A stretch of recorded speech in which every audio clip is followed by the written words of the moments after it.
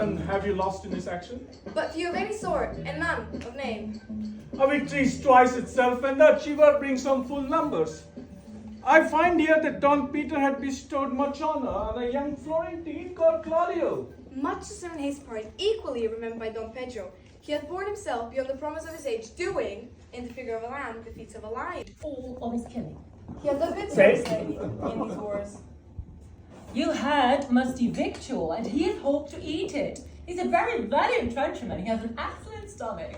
And a good soldier too, lady. And a good soldier to a lady. But what is he to a lord? A lord to a lord, a man to a man. Stuffed with all honorable virtues. It is so indeed. He's no less than a stuffed man. But for the stuffing, well, we're all mortal. You must not so mistake my niece. There is a kind of merry war betwixt Signor Benedict and her. They never meet, but there is a skirmish of wit between them. Alas, he gets nothing by that. In our last conflict, 4 of his 5 wits went halting off, and now is the whole man governed with 1. So if he have wit enough to keep himself warm, let him bear it for a difference between himself and his horse, for it's all the wealth he has left, to be known a reasonable creature. I pray you, who is his companion now? He has every month a new sworn brother. Is it possible? Very easily possible. He wears his faith, but that's the fashion of his hat.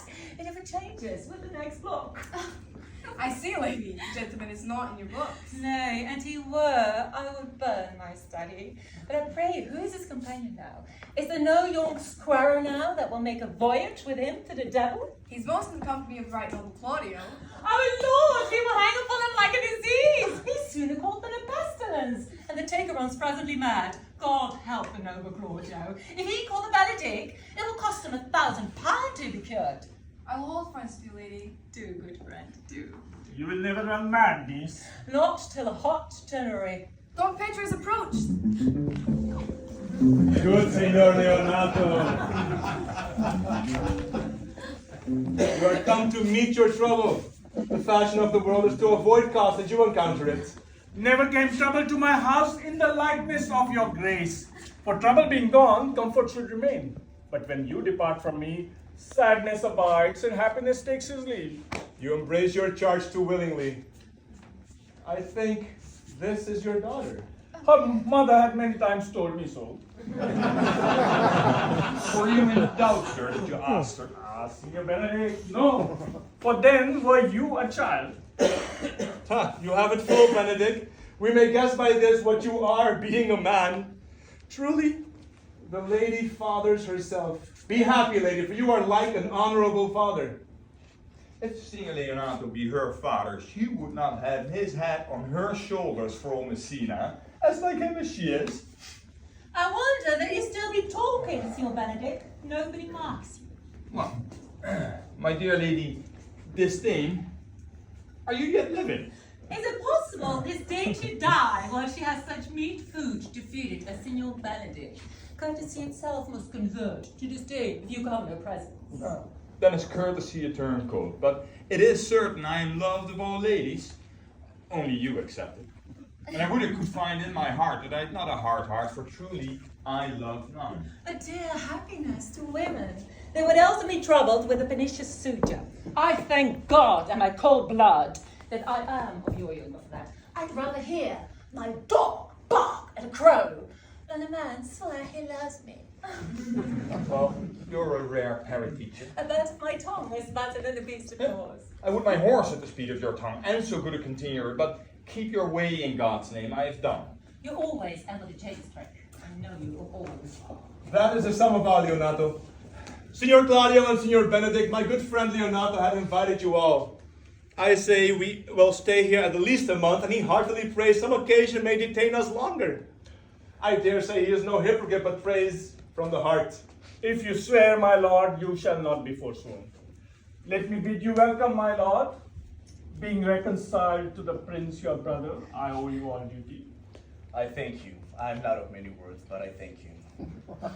Please, it your grace, lead on. Your hand, Leonato. We will go together.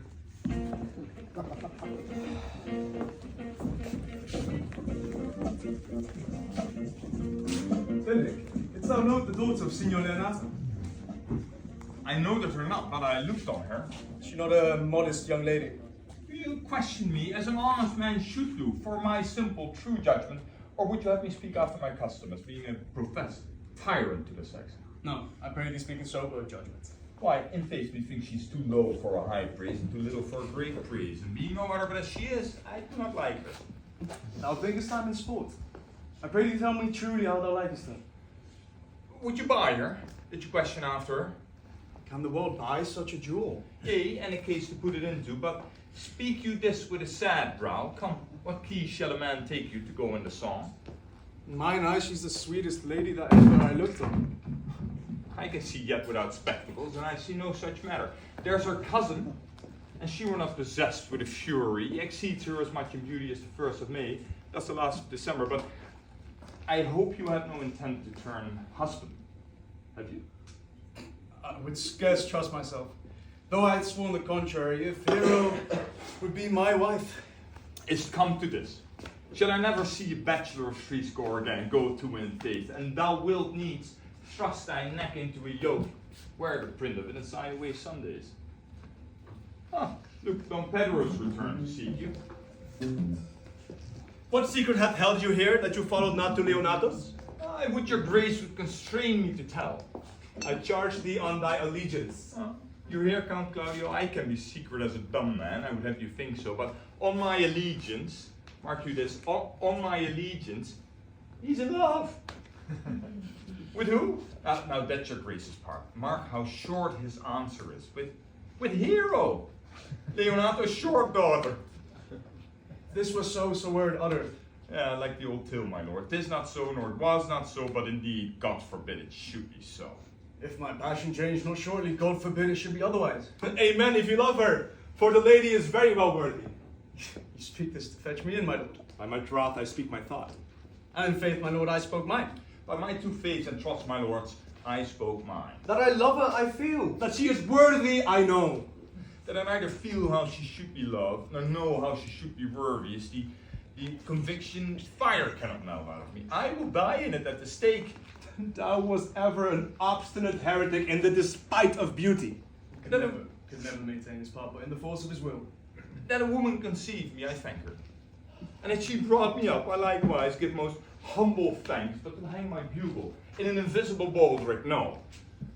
All women will pardon me, for I will not do them the wrong to mistrust any. I will do myself the right to trust none.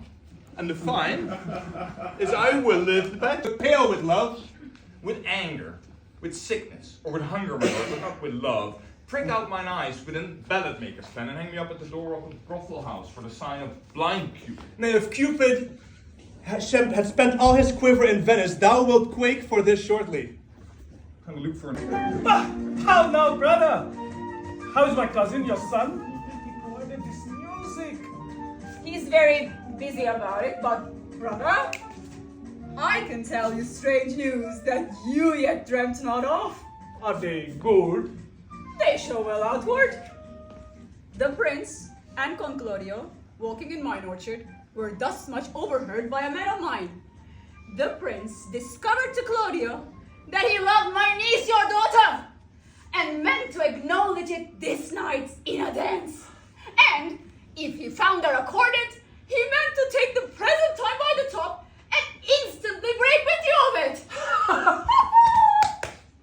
Had the man any wit that told you this? Yeah, a good sharp fellow. I will send for him, question him yourself. No. We will hold it as a dream till it appear itself. But I shall acquaint my daughter with all so that she may be the better prepared for an answer. Go you and tell her of it. His secret is great. Cousin, you apprehend passing shrewdly. I have a good eye, uncle. I can see a church by daylight. The reverends are entering. Brother, make good room.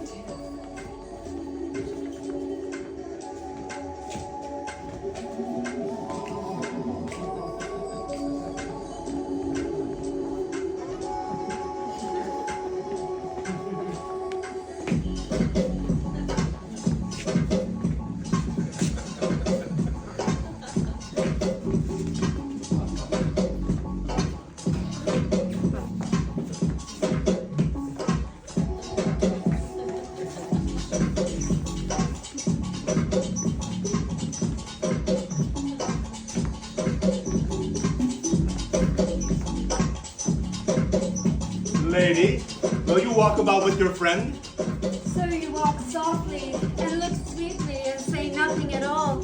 I am yours for the walk, especially when I walk away. With me in your company? I may say so as I please. And when please you to say so? When I like your favor, for God defend the lute should be like the pace. Speak low if you speak low. Well, I would. You did like me once. So would not I, for I have many ill qualities. Which is one. I say my prayers aloud. I love you all the better. May the heroes cry, Amen. God match me with a good dancer. Amen. And God keep him out of my sight when the dance is done. Answer, clerk. No more words. The clerk has been answered. Will you not tell me who told you so? No, you shall pardon me. No, will you tell me who you are? Not now. That I was disdainful, and that I my good wit and 100 merry tales? Well, this was your Benedict that said so. What's he? I'm sure you know well enough. Not I, believe me. Did he never make you laugh? No, I pray you, what is he? Why, he's the prince's jester. A very dull fool. Only his gift is in devising impossible slander, none but liberties to lighten him, and the commendation is not in his wit, but in his villainy. For he both pleases man and angers them, then they laugh at him and beat him. I'm sure he's in a fleet. When he boarded me. When I know the gentleman, I will tell him what you say. Do. He must break a comparison or two on me, which by adventure not laughed or mocked at, strikes him into melancholy. We must follow the leaders. In every good way. Nay, if they lead to any ill, I'll leave them at the next turning.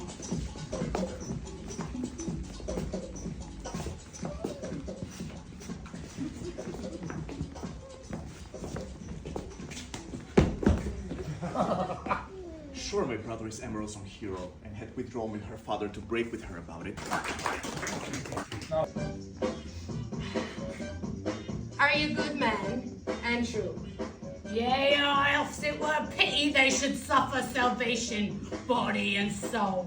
Nay, that were punishment too good for them. If they should have any allegiance in them, being chosen for the princess's watch. First, who think you're the most desertless man for the constable? You okay, sir, or George Sequel, for we can write and read. Come hither, neighbor Sequel. God hath blessed you with a good name. To be a well-favored man is the gift of fortune. But to write and read comes by nature. Woeful witch, Master Constable. You have! I knew it would be your answer. Well, for your favor, sir, why give God thanks and make no bust of it? And as for your writing and reading, let that appear when there is no need of such vanity. You are taught here to be the most senseless and fit man for the constable of the watch. Therefore, bear you the lantern. Bear you the lantern. You shall comprehend all vagrant. You are to bid any man stand in the princess's name. Are we for will not stand? Why then take no note of him, but let him go. And presently call the rest of the watch together. And thank God you read of a knave. And if he will not stand when he is bidden, he is none of the prince's subjects. Truly! And you are to meddle with none but the princess's subjects. You shall also make no noise in the street, for the watch to babble and to talk is most horrible and not to be endured. We'll rather sleep than talk. We know what belongs to a watch. Sir. Why, you speak like the most ancient and quiet watchman that I've ever seen. For I cannot see as sleeping should offend. Have a care that your bills be not stolen. Well, you are to call at the alehouses and beat those that they're drunk and bring them to bed. How if they will not? Why then, let them alone till they're sober. And if they make you not, then the better answer. You may say they're not the man you took them for. Well, sir. If you meet a thief You may suspect him by virtue of your office to be no true man. And for such kind of man, the less you meddle or make with them, why the more it is for your honesty. If we know him to be a thief, shall we not lay hands on him? Truly, by your office you may. But the most peaceable way, if you do take a thief, is to let him show himself what he is and steal out of your company. You have always been called a merciful man, Barton.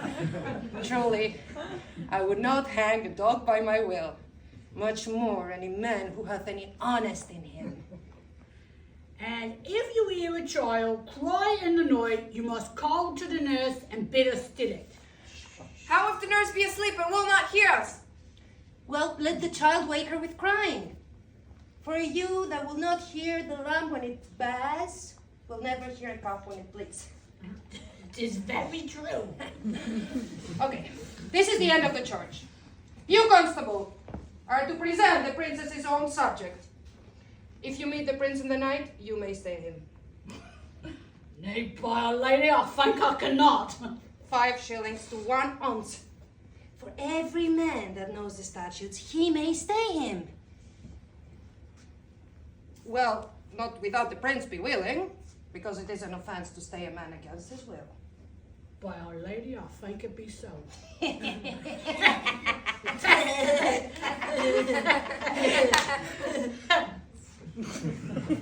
Well, this is the end of the charge. You guys, if you need something, call out me. Keep your fellow counsels in your home. And good night.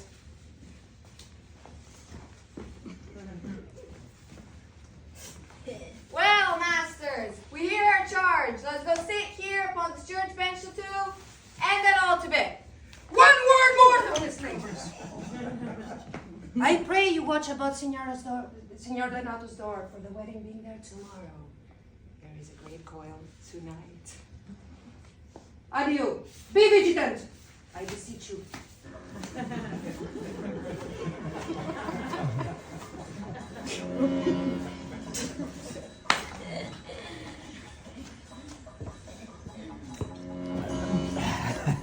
What? Conrad! Peace, Sir Knox! Conrad, I say! Here, man, at my elbow. Stand you close then, under this penthouse, and let me like a true drunkard I don't know to be. Some treasons, masters, yet stand close. Therefore know that I've earned 2 nights 1,000 ducats of Don John. Is it possible that villainy should be so dear? Thou should rather ask if any villainy should be this rich. For rich villains have need of poor ones will make what price they will. I wonder at it. That shows thou art unconfirmed. Thou knowest the fashion of a doublet or a hat or a cloak. It's nothing to a man. Yeah, it's the peril. I mean the fashion. Yeah, the fashion is the fashion. Hush, I may as well say the fool's the fool, but seest thou not, I say, what a deformed thief this fashion is? And the formed eye has been a vile thief this 7 year. Eye goes up and down like a gentleman. I remember his name. Is there somebody? No, it's the vein of the house. Seest thou not, I say, what a deformed thief this fashion is this? How giddily it turns from all the odd bloods between 14 and 5 and 30, sometimes fashioning them like Pharaoh's soldiers, sometimes like a God-clothed priest, sometimes like a shaven Hercules, where his cut piece seems as messy as his club. All this I see. And I see that the fashion wears out more apparel than the man. But art thou not giddy with the fashion too? For thou hast shifted out of thy tale into telling me of the fashion. Not so, neither. But know that I have tonight with Margaret, the waiting gentlewoman to Europe. By the name of Euro! She leads me out of her lady's chamber window, bids me 1,000 times good night. I tell the still violet. If I pray you, for you see this is a busy time with me. Mary, this it is, sir. Truth it is, sir. What is it, my good friends? Good man Burgess speaks a little of the matter. An old man, sir, and his wits are not so bland as God help I would desire they were. But in faith, as honest as the skin between his brows. I thank God I'm an honest man, and that is an old man, and no honester than I. Comparisons are odorous. Palabra's neighbor urges. Neighbors, you're tedious. It pleases your worship to say so. But we are the poor Duke officers. But in my part, if I was as tedious as a king, I could find it in my heart to bestow it all for your worship. All thy tediousness on me, huh? Yea, and a 12,000 pound more than this. For I hear as a good exclamation on your worship as of any man in the city. And not be but a poor man. I'm very glad to hear it. I would And fain. so am I. I would fain fare you well. Go, good partner, go. Get you to Francis Seco. Beat him. Bring his pen and inkhorn to the jail. We are now to examination this man. We must do it wisely. We will spare for no wit, I warrant you. Here is that shall drive some of them to a non-com. Only get a learned writer to write down our excommunication and meet me at the jail.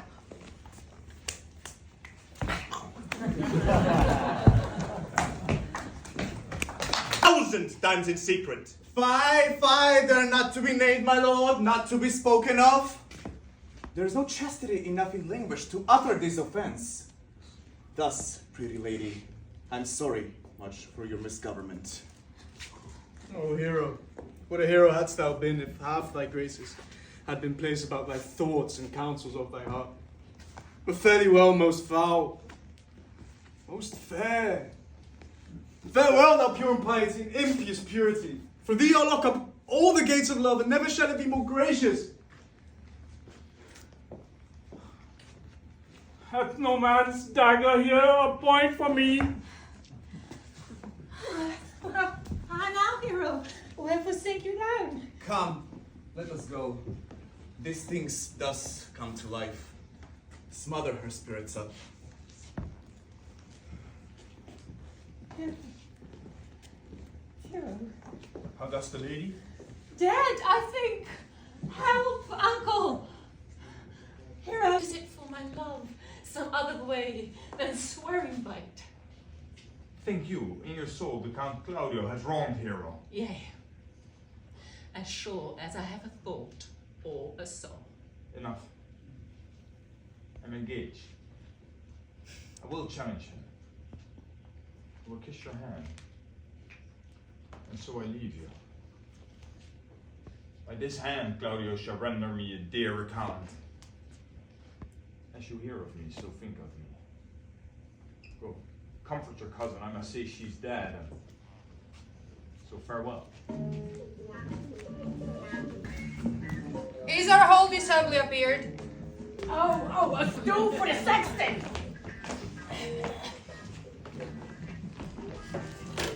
Which be the malefactors? Mary, that am I and my partner.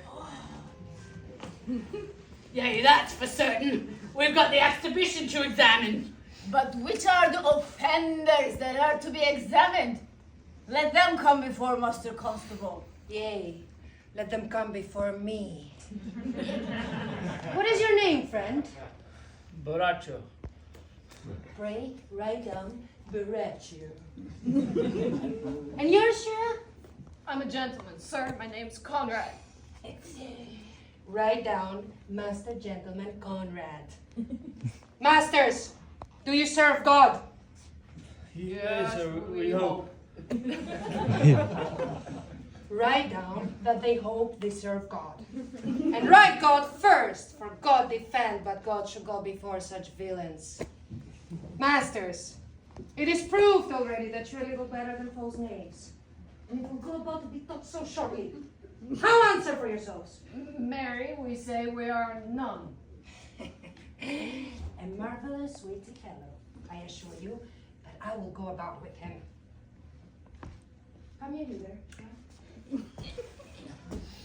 A word in your ear, sir. I say to you, it is thought that you're false knaves. I say to you, we are none. Stand aside. They're both in tail. Have you read down there, none? Master Constable, You go not the way to examine, you must call forth the watch that are their accusers. Yea, that is the effest way. Masters, in the princess's name, accuse these men. Well, this man said that Sir Don John, the prince's brother, was a villain. Write down Prince John a villain. Why? That is a flat perjury to call the princess's brother villain. Master Constable. Pray thee, peace! I do not like thy look, I promise thee. What murder entails? Marry, that he had received 1,000 ducats of Don John for the wrongful accusation of hero. Flat burglary as ever was committed. Yea, my master is. What else, fella? And the Count Claudio did mean, upon his words, to disgrace Hero before the whole assembly and not marry her. Oh, villain, you will be condemned into everlasting redemption for this. What else? This is all. And this is more, masters, than you can deny. Prince John was this morning secretly stolen away. Hero was in this manner accused, and in this very manner refused, and upon the grief of this, suddenly died. Master Constable, let these men be bound and brought to Leonatus. I will go before and show him their examination. Let them be obedient. Let him be in the hands. Oh, coxcomb! God's my life, where is the sexton? Let him write down the princess's officer, coxcomb. Take them away. Thou naughty varlet. You are an ass. You are an ass.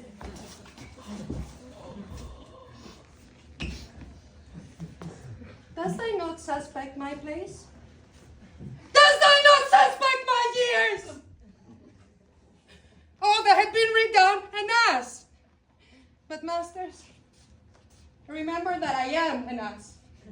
Though it would not be read down, forget not that I am an ass. Thou villain, thou life full of piety, I shall be proved upon thee. I am a wise fellow. And which is more an officer? And which is more a householder? And one that knows the law, go to. And a pretty piece of flesh than any Messina. Come take them away!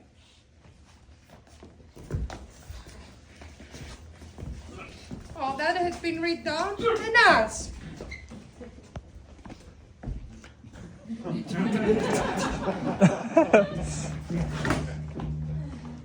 The accursing hypocrite ones you must be looked to. How now? 2 of my brother's men bound, Baraccio 1. Hearken after their offence, my lord. Officers, what offense have these men done? Marry, sir, they have committed false report. Moreover, they have spoken untruths. Secondarily, their slanders. Sixth and lastly, they have belied a lady. Thirdly, they have verified unjust things. And to conclude, they're lying knaves. First, I ask thee what they have done. Thirdly, I ask thee what's their offense. Sixth, and lastly, why they are committed. And to conclude, what you lay to their charge. Rightly reasoned, and in his own division, and by my troth, there's one meaning well suited. Who have you offended, masters, that you are thus bound to your answer? This learned constable is too cunning to be understood. What's your offense? Sweet prince, let me go no farther than mine answer. Do you hear me? And let this count kill me. I have deceived even your very eyes. What your wisdoms could not discover, these shallow fools brought to light, who in the night overheard me confessing to this man how Don John, your brother, incensed me to slander the lady hero, how you were brought to the orchard and saw me court Margaret in Lady Hero's garment. How you disgraced her while you should marry her. My villainy they have upon record, and I'd rather seal it with my death than repeat it over to my shame. The hero is dead upon mine, and my master's false accusation. And briefly, I desire nothing but the reward of a villain. Runs not this speech like iron through your blood? I've drunk poison whilst he's uttered it. But did my brother set thee on to this? Yeah, and paid me richly for it. He is composed and framed of treachery, and fled he is upon this villainy. Sweet hero, now thy image doth appear in the rare semblance that I loved at first. Come, take away the plaintiffs. And masters, do not forget to specify when time and place shall serve. But I am an ass.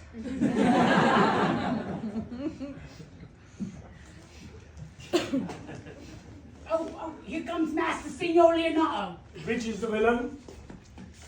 Let me see his eyes, that when I note another man like him, I may avoid him. Which of these is he? If you'd know any wrong, look on me. Art thou the slave that with thy breath has killed mine innocent child? Yea, even I alone. No, not so, villain. Thou beliest thyself. Here stand a pair of honorable men. A third is fled, who had a hand in it. I thank you, princess, for my daughter's death. Record it with your high and worthy deeds. 'Twas bravely done, if you bethink you of it. I know not how to pray your patience, yet I must speak. Choose your revenge yourself. Impose me to what penance your revenge can lay upon my sin, yet sinned I not but in mistaking. By my soul nor I. And yet, this to satisfy this good old man, I would bend under any heavy weight that he'll enjoin me to. I cannot bid you bid my daughter live. That were impossible. But I pray you both, possess the people in Messina, hear how innocent she died. And if your love can labor aught in sad invention, hang her an epitaph upon her tomb and sing it to her bones. Sing it tonight. Tomorrow morning come you to my house, and since you could not be my son-in-law, be yet my nephew. My brother hath a daughter, almost the copy of my child that's dead. And she alone is the heir to both of us. Give her the right that you should have given her cousin, and so dies my revenge. Oh, noble sir, your overkindness doth wring tears from me. I do embrace your offer and dispose for henceforth of poor Claudio. Tomorrow then I expect your coming. Tonight I take your leave. This naughty fellow shall be brought face to Margaret, who I believe was packed in all this wrong, hired to it by your brother. Oh no, by my soul she was not, nor knew what she did when she spoke to me. I always have been just and virtuous by anything that I do know by her. Moreover, sir, which indeed it is not under white and black, this plaintiff here, the offender, did call me an ass. I beseech you, let it be remembered in his punishment. I thank thee for thy care and honest pains. Your worship speaks like the most youthful and reverend youth, and I praise God for you. Here's for thy pains. God save the foundation. I discharge thee of thy prisoner, and I thank thee. I go and I leave this errant knave with you, which I beseech your worship to correct yourself for the example of others. Good night. Come, neighbor.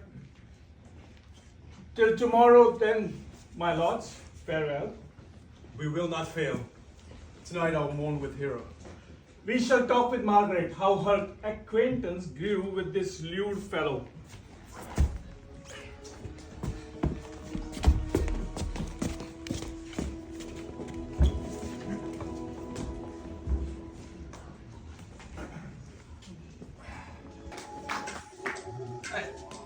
Prince, you look sad. Get thee a wife.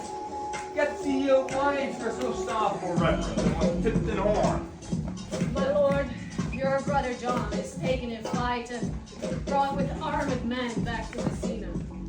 Think not on him till tomorrow. I will devise thee brave punishments for him. Strike up, pipers!